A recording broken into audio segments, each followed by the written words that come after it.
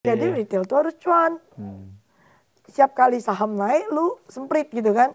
Turun nggak semprit. Yang turun harusnya disemprit dong. Kenapa lu saat turun banyak? Kalau di Amerika turun disemprit.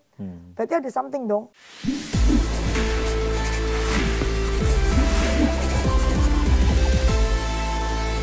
Jadi tadi kan penting sekali untuk meningkatkan likuiditas gitu. Nomor satu menurut gua. Caranya apa yang bisa dilakukan oleh regulator atau pemerintah? Lu harus let more player to come in ya. Jadi kayak unit link itu nggak boleh di stop misalnya. Boleh tapi ya lu mesti disclaimer kayak gue tadi disclaimer gitu kan. Bisa rugi, bisa rugi, bisa rugi gitu kan. Mesti ngomong yang benar, jangan cuma jual manisnya doang. Jangan untungnya doang yang disampaikan. Iya, bisa rugi. Harus di-educate itu agen-agen insurans yang jualan insurans kan jual kecap kan sukanya kan yang cakep-cakepnya doang. Habis itu begitu ngeklaim ternyata klausanya panjang kan. Ini nggak boleh. Harus dari awal di-educate. Jadi orang tuh beli ini tuh pede dan tahu resiko. Kalau lu nggak pede jangan beli gitu kan. Terus ya BPJS, pension fund itu porsi equity dinaikin. Soalnya kalau ada yang jualan mereka doang punya longer horizon untuk nampung gitu loh. Kita ngomong barang-barang bagus ya. Terus ya itu kalau mereka masukin banyak duit di sini kan otomatis duit beredar di sahamnya kan banyak kan. Tambah ya. Pasti tambah gendut, tambah rame kan volume. Terus ya retail tuh harus cuan. Retail kalau nggak cuan kan kapok. Nggak main lagi. Modalnya habis.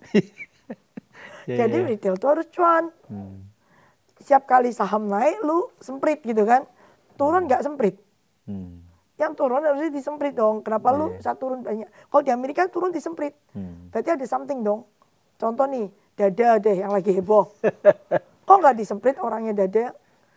Panggil dong. Kasih penjelasan. Kok bisa saham lu turun kayak gini? Kok tadinya naik banyak? Kenapa? Ini intinya law enforcement ya. Law enforcement itu penting gitu. Untuk menjadikan retail tidak kapok di pasar saham. Iya, gitu. untung rugi biasa ya. Untung rugi biasa. Tapi kalau fraud itu kan mesti diselidiki. Iya. Iya kan. Terus saham yang masuk bursa harus yang berkualitas. Ya. Ya kan. Jadi, sekarang kan emiten kita udah hampir 1000 tuh, Ci. Nggak penting numbernya. Jumlahnya nggak penting. Nggak penting. Dari 1000 itu yang bonafit piro. Yang nggak bonafit yang habis IPO terus delisting itu piro. Habis IPO terima duit IPO kok lu bisa ARB berjilid tuh caranya piye coba? Iya. Duit fresh masuk ke company loh. Kalau lu tahu within 1 year gone. IPO yang bokang tahu itu langsung jangan masuk lah. Itu nggak layak masuk gitu loh. Jadi kualitas emiten juga harus diperhatikan sejak awal. Dari awal. Sortir dari awal. Ibaratnya ini arena kan. Pemainnya itu ada yang berpengetahuan, ada yang nggak berpengetahuan, ada yang ahli, ada yang cuma yang pas-pasan. Terus mereka bertarung memilih saham emiten. Untuk of course semua orang mau jadi kaya, orang mau cuan toh. Ada emiten busuk bisa busuk masuk ke dalam.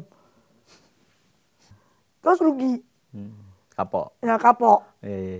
Jadi paling enggak nih yang bisa dibantu oleh regulator paling enggak ya.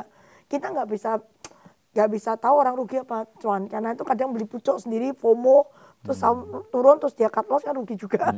Dan kita nggak bisa tahu orang mencetnya kapan. Tapi paling nggak kita kasih emiten itu yang bonafit gitu loh. Jangan yang terima duit IPO terus hilang gitu kan 1 tahun itu kan fraud. Jadi paling nggak emitennya bonafit. Jadi kalau lu salah beli pun itu bukan karena ada emiten fraud masuk gitu. Iya kan? Iya. Jadi tadi dari sisi regulator, dari sisi investor gitu. Tadi kan ada jangan FOMO dong, apalagi? Nggak bisa sih. Investor itu FOMO-ness itu kita nggak bisa ngajarin. Itu kan karakter setiap orang, ada jutaan orang. Lu mau ngajarin gimana? Jangan FOMO, tapi tetap ada yang FOMO. Itu human nature. Makanya kita tuh susah atur yang belasan juta orang ini. Tapi emiten cuma 1000 kan. Kita bisa sortir yang mau masuk ke bursa. Kita nggak bisa aturin jutaan. Dan jutaan ini setiap tahun mungkin nambah. How to teach them. Ya memang harus kapok. Kadang-kadang harus kena rugi, cut loss gitu. Kapok belajar, tambah pinter. Kan ada uang sekolah kan. Tapi paling nggak, what we can do to help them is to make sure that company yang masuk ini bonafit. Iya kan. Jangan dapat company yang habis IPO setahun terus delisting gitu kan. ARB. Cik, kemarin Pak Menku sempat bilang, IHSG bisa loh ke 36.000. Bisa aja. Kalau Bisa aja kan Cicoke. dia bilang 10 tahun. Iya, 10 tahun. Bisa lah. Bisa. Bisa. 10 Hmm, tahun kan? 10 tahun. Bisa. Tergantung regulasinya. Kalau memang BPJS boleh beli, ya kan? Terus pension fund boleh beli, dan unit link naik apa boleh jualan lagi insurance. Terus misalnya kayak semua company wajib punya pension fund untuk karyawan yang porsinya 25% ke atas harus di equity, ya bisa aja. Yang penting duitnya masuk, banyakin aja kan. Intinya mendorong lebih banyak pemain besar masuk ke capital market ya. Itu mau sehat kan, pemain besar bisa gede juga. Ya. Iya kan? Jadi harus balance antara retail, fund, and asing. Asing mau masuk ke kita lebih berat lah. Karena dia lihatnya makro. Indonesia harus growth gitu kan. Kita weightnya di MSCI mesti di atas 3%, 4% gitu baru matters. Tapi kita bisa membuat domestik kita jadi motornya dulu. Masuk, bikin liquid, jadi sama asingnya ngecas masuk gitu kan. Iya. Kemarin kan cepat juga Danantara kan. Kalau itu bisa, Kami akan investasi di saham gitu kan. aku sih seneng banget. Pokoknya anybody yang bisa masuk ke saham, I'm happy. More liquid is better. Buat kita better, buat pemain asing untuk masuk better, buat semua orang better. Tapi of course kualitas. Nah Emiten. itu juga, emiten banyakin, duitnya sama. Berarti liquidity per saham kan turun. Iya kan? Iya kalau duitnya sama ya. Jadi kan mendingan apa? Emiten gak usah banyak-banyak, duitnya dibanyakin. Ya idealnya emitennya nambah banyak, likuiditasnya juga banyak. Tapi nambah nggak banyak. mungkin. Semua emiten yang rungkat ini, yang IPO busuk rungkat, itu banyak orang nyangkut berarti duitnya mati. Iya nggak? Iya. Semua emiten yang rungkat yang nyangkutin orang, yang IPO ya, itu duitnya mati kan.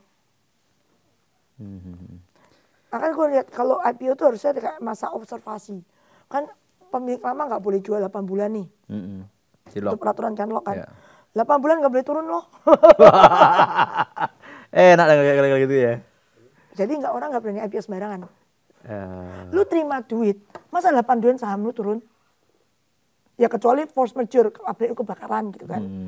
Atau bencana. Atau bencana alam kena gempa geblok gitu kan. Iya. Tapi logikanya itu loh, lu terima duit fresh 8 bulan masuk udah rungkat. Iya. Iya kan? Mana mungkin lu waktu terima duit bikin forecast 3 tahun ke depan. 1 tahun ke depan deh, gak usah ngomong 3 tahun deh. Masa 8 bulan rungkat? Oke, Ci. Kan gak mungkin itu. Iya, menarik. Saya ingin tanggapan Cik Joe tentang langkah-langkah Menkyu nih. Kemarin kan dalam tanda kutip diapresiasi market banget ya. I think I'm the first person yang bilang gue cinta dia. Waktu itu orang masih kata-katain kayak, wah Bu Sri Mulyani turun sedih lah, apa berlinang-linang. Banyak influencer kayak, wah mau Bu Sri Mulyani turun berlinang air mata. Gue doang kayak, enggak, gue suka ini. Dia pertama kali jadi menteri langsung bilang ISG 36.000. 36.000 ya. Gimana gue gak Jadi cinta. pertama cinta nih sama Pak Purbaya. I'm the first one who declare that I love him. Apa aja yang menurut Cik Joe yang Berani. Dan dia tuh praktisi. Ya. Dan dia orang saham. Of course gue kan bias kan. Gue penting orang saham daripada orang bond. Karena gue orang saham. Gue bias. Tapi maksudnya at least tuh dia yang gue pernah ngomong di podcast. Yang satu tuh stability. Yang ini mau growth. Bu Sri Mulyani kan mau stability. Dia kan mau growth. Iya. Buat orang saham kita mau growth. Seneng growth ya. The whole country juga maunya growth. Lu kalau stagnan tuh kan gue udah kasih ilustrasi. Lu kayak diinfus pakai ventilator. Lu hidup enggak, mati enggak, stabil. Iya enggak? Tapi di growth itu kan kayak lu dikasih listrik lu sudah koma nih, jedet gitu kan. Either you survive or mati gitu kan. Tapi at least ada chance of survive. Iya. That chance yang kita mau, the hope that we can grow. Itu yang kita mau. Dan dia tuh berani, dia kan so far kayak mau, ya gue nggak tahu eksekusi nanti gimana ya, tapi at least illegal rokok mau diberantas. Ya. Itu kan duit bisa masuk negara tuh. 40-50 T dapat loh. Ya kalau lu udah terima 40-50 T dari illegal rokok, bisa nggak lu ngurangin pajak, misalnya PPN balikin ke 10%. Lebih bagus kalau bisa 9. Tadi mau 8, tapi kayak nggak kita kalau 8. 10 lah, balikin kayak dulu 10, 9 lah. Ya kan? Itu aja udah, rakyat itu udah terbantu banyak. Uangnya di kantong lebih banyak. Terus tadi dia bikin hotline yang pajak itu yang 16.000 komen. Iya. In one day apa 1 hour gue sampai ngakak. Ya itu kan ada terobosan lah. Iya. Masa terus ya nggak tahu dia ada pecat-pecat orang segerombol kan di tukang pajak yang juga pajak, kan. ya. Ya ada terobosan. Terus dia suka sidak. Iya. Ini kayak Pak Jokowi belusukan tapi versi finance gitu kan. Iya, iya. Ya gue suka yang gini paling nggak proaktif gitu loh. Do something, make it different, langsung duit masuk ke bank gitu kan. Iya, yang 200 triliun. Ya, ya, ya. Jadi dia increase M2 kan, tinggal velocity of money sekarang untuk GDP growth. Iya. Semoga berhasil. Semoga berhasil. Gue sih doain dia sukses.